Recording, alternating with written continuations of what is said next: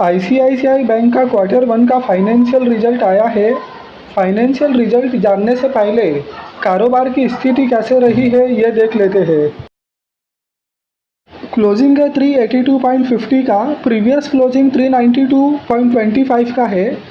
Open 388.30 पर हुआ था, हाई 388.70 का है, लो 372.15 का है। क्लोजिंग एडजस्टेड क्लोजिंग प्राइस 381.80 का है।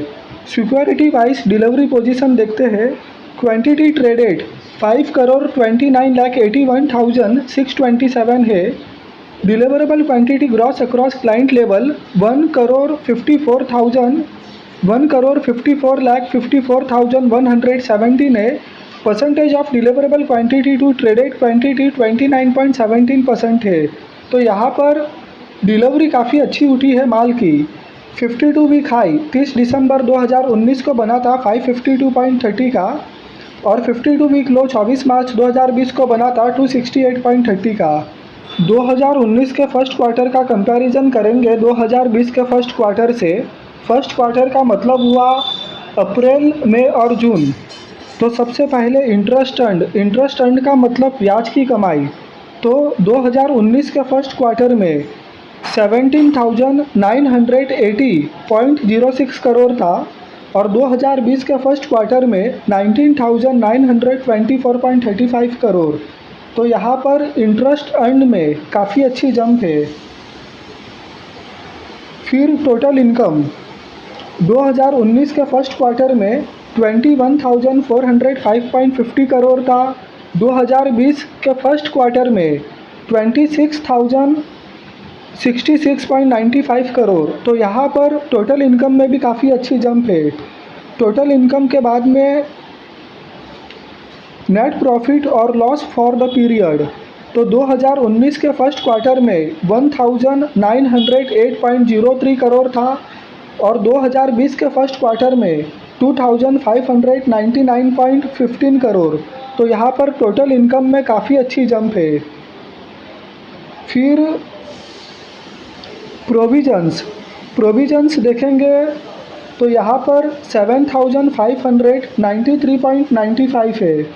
बैंक जो लोन बांटती है, उन बांटे गए लोन में से बैंक को लगता है कि आगे जाके कुछ लोन एनपीए बन सकते हैं, तो उन लोन्स की प्रोविजनिंग की जाती है।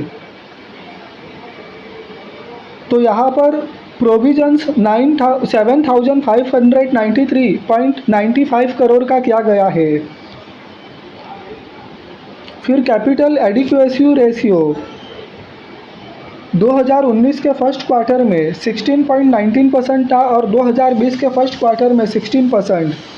फिर ईपीएस 2019 के फर्स्ट क्वार्टर में 2.96 का, और 2020 के फर्स्ट क्वार्टर में 4.01।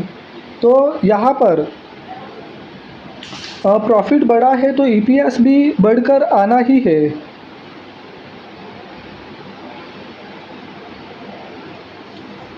फिर percentage of gross non performing customer assets net of write off to gross customer assets 2019 के फर्स्ट क्वार्टर में 6.49% था। 2020 के फर्स्ट क्वार्टर में 5.46%। तो यहाँ पे असेट क्वालिटी इम्प्रूव होते हुए दिख रही है।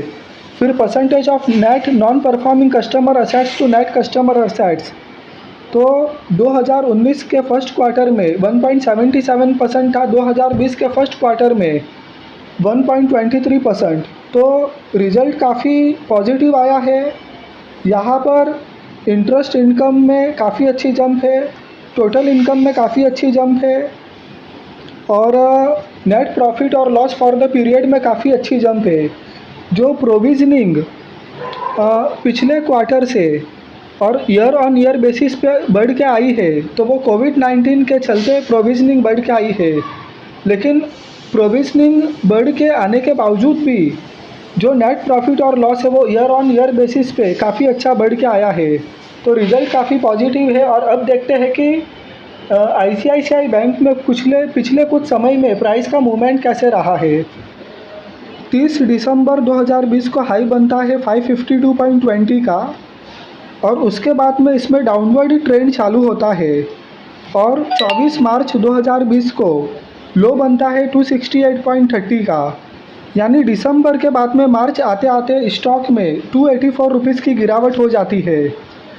22 मार्च 2020 से इसमें अपवर्ड ट्रेंड चालू होता है और 30 अप्रैल 2020 आते आते 392.95 का स्टॉक हाई लगा लेता है।